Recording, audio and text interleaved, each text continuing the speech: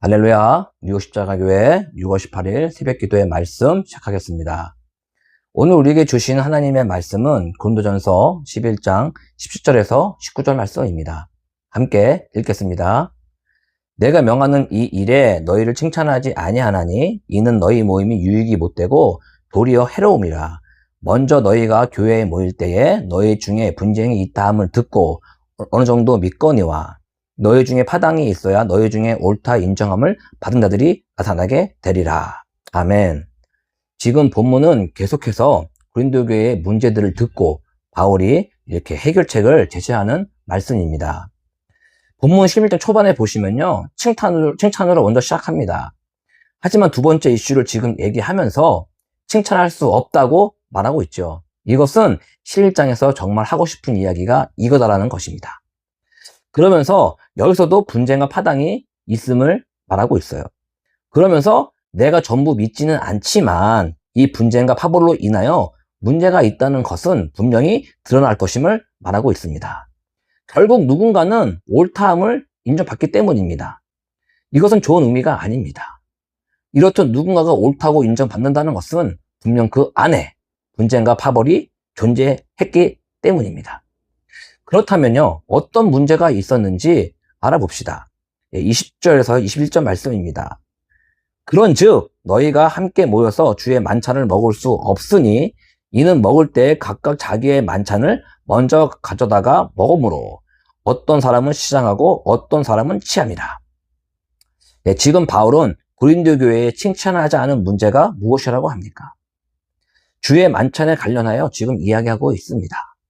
결국 성만찬에 관한 것인데요. 지금 우리가 드리는 성만찬을 생각하면서 이 말씀을 이해하면 안 됩니다. 그러면 또 이해할 수도 없습니다. 이때는요, 교회가 태동하는 시기라서 예배에 많은 것들이 아직 정립되지 않았습니다. 지금까지도 예배의 순서와 형식들이 계속 바뀌고 있지 않습니까? 우린 이 당시 주의 만찬이라 기록된 성만찬이 어떤 형태로 행하여졌는지 알아야 본문을 정확히 이해할 수 있습니다. 먼저 예배는요, 새벽에 한 번 드려지고 또 저녁에 한 번, 총 2번 드려졌습니다. 그 중에 저녁 시간대에 드려진 것이 성만찬입니다. 본문이 말하는 주의 만찬이 이때 행해진 것이죠. 그리고 예배라는 것이 특별 순서에 의해 행해진 것이 아닙니다. 그냥 먼저 떡을 떼면서 이렇게 시작을 합니다. 그리고 준비해온 음식들을 자연스럽게 먹는 거죠. 이것을 예찬이라고 합니다. 그리고 배고픔을 이것은 또 채우는 것을 의미합니다. 교제하는 시간이죠. 그들의 주식인 빵과 포도주를 먹는 겁니다. 그러다가 마지막에 잔을 들고 이것이 주의 피다라고 선포하면서 이 주의 만찬은 마무리가 되는 것이죠. 곧 예배는 마치게 되는 것입니다. 이 형식만 보면 아무 문제가 없어 보입니다. 하지만 여기에 보이지 않는 함정이 있는데요. 왜 고린도 교회는 새벽에 한 번, 또 저녁 시간에 한 번, 이렇게 2번 들어졌을까요? 성도 여러분은 이 얘기만 듣고 딱 공감하실 것입니다. 지금도 동일하게 이루어지고 있는 현실이기 때문입니다. 21절 다시 보시면 무엇인지 또 한번 알 수가 있는데요. 21절입니다. 이는 먹을 때 각각 자기의 만찬을 먼저 가져다가 먹음으로 어떤 사람은 시장하고 어떤 사람은 취함이라. 이때는요, 동일하게 주일이었지만요, 일을 하는 사람들이 있었기 때문입니다.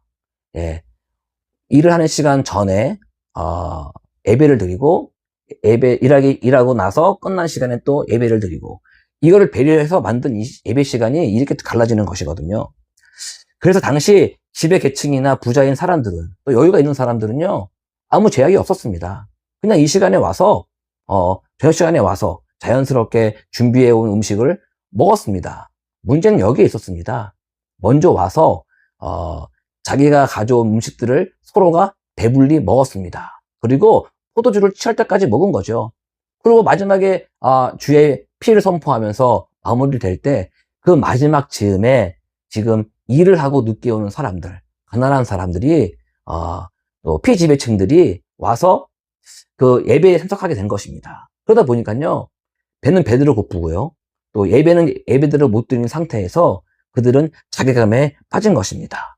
그래서 그들의 그 갭은요 점점 커갈 수밖에 없었습니다. 그리고 늦게 와서 예배를 못 드리는 사람들은 점점 자신들의 삶에 자괴감을 느꼈을 것입니다. 이 부분을 바울은 적나라하게 지적을 합니다. 22절입니다. 너희가 먹고 마실 집이 없느냐? 너희가 하나님의 교회를 업신여기고 빈궁한 자들을 부끄럽게 하느냐? 내가 너희에게 무슨 말을 하랴? 칭찬을 하랴?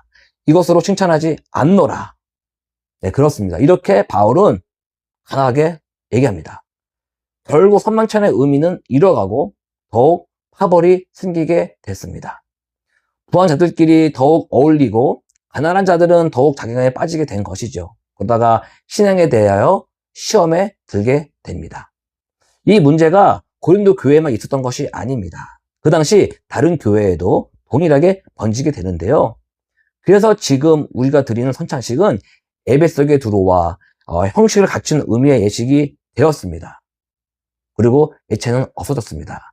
지금 그 예찬이 우리가 말하는 친교 시간, 그냥 식사 시간으로 된 것이죠. 결국 이러한 변화는 왜 주어진 것일까요? 예배의 본질이 변질되었기 때문입니다. 앞에서도 언급했지만 초대교회에서는 예배당이 없었습니다. 그냥 개인 집에 모여서요 식사하고 떡을 떼며 주의 죽으심을 기념하며 교제하고 잔을 대하는 것으로 예배를 드렸습니다.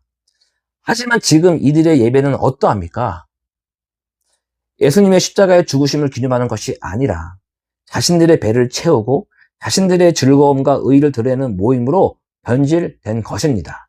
그래서 바울은 이 주의 만찬을 먹을 수 없다는 것입니다. 이렇게 선포하고 있는 것이죠. 그 이유가 20절 말씀입니다. 그러므로 누구든지 주의 떡이나 잔을 합당하지 않게 먹고 마시는 자는 주의 몸과 피에 대하여 죄를 짓는 것이니라. 그렇습니다. 사람이 자기를 살피지 않고 이 떡과 이 잔을 마시면 자기 죄를 먹고 마신다는 것이에요. 결국 준비되지 않은 예배, 신령과 진정으로 드려지지 않는 예배, 예수 그리스도의 십자가의 죽으심이 내 안에 기념되지 않는 예배는 결국 나의 죄를 내가 먹는 예배가 된다는 것입니다. 예, 사랑하는 성도 여러분, 지금 내가 드리는 예배가 어떤지 돌아보기 바랍니다.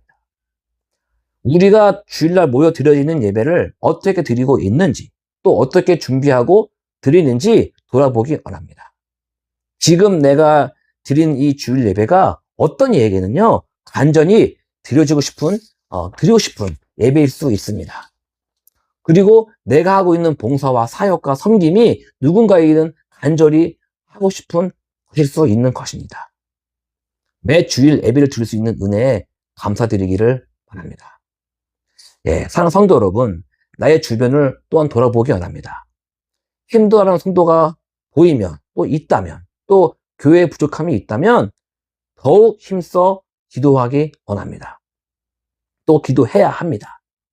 바울은 오늘 나눈 선만찬을 통하여 우리에게 마지막으로 주는 메시지이기 때문입니다. 33절 말씀입니다. 그런즉 내 형제들아, 먹으러 모일 때 서로 기다리라. 만일 누구든지 시작하거든 집에서 먹을지니 이는 너희 모임이 판단받는 모임이 되지 않게 하려 함이라. 그 밖의 일들은 내가 언제든지 갈 때 바로 잡으리라. 아멘. 그렇습니다. 결국 바울의 성만찬의 처방은 약한 자를 위하여 너가 기도하라는 것입니다. 약한 부분이 있다면 너가 기도하라는 것입니다. 오지 않았으면 기다리고 배고프면 집에서 먹고 오라는 것이죠. 우리의 모임, 또 우리의 예배는요, 먹고 마시는 것에 있지 않습니다. 예배는, 교회는 오직 예수 그리스도가 기념되며 그분께 감사와 영광을 드려야 되는 것입니다. 아멘. 우리의 부와 잘남이 드러나는 것이 아니라 오직 예수님의 십자가 앞에 모두가 은혜 받은 죄인인 것이 드러나야 합니다. 그러한 각 사람을 서로 긍휼히 여기고 사랑하며 기도할 때 하나님 앞에서 판단받지 않는 모임, 예배가 된다는 것입니다. 저와 누워 십자가 교회가 예배의 본질, 교회의 본질을 잊지 않으시기를 바랍니다. 그리하여 하나님께 판단받지 않고 칭찬받는 저와 누워 십자가 교회 되시기를 예수님의 이름으로 축복하고 기도합니다. 네, 기도하시겠습니다. 하나님 아버지, 오늘도 귀한 말씀 주심에 감사드립니다. 하나님의 칭찬받는 교회 되기 바랍니다. 그러기 위하여 각 성도가 서로를 돌아보며 감사줄 수 있는 교회 되게 하여 주시옵소서. 나에게 주신 것이 있다면 기꺼이 베풀고 배려할 수 있는 마음들로 충만케 하여 주시옵소서. 우린 약합니다. 부족합니다. 항상 은혜 가운데 우리의 마음을 주장하여 주시옵소서. 예배의 본질, 교회의 본질에서 벗어나 판단받지 않게 하여 주시고 온전히 예수 그리스도의 십자가 안에, 말씀 안에 거하여 평안함으로 살아가는 저희들로 인도하여 주시옵소서. 오늘 하루도 나에게 주신 모든 것을 감사하며 우리의 영원한 중보자 되시는 예수님의 이름으로 기도합니다. 아멘.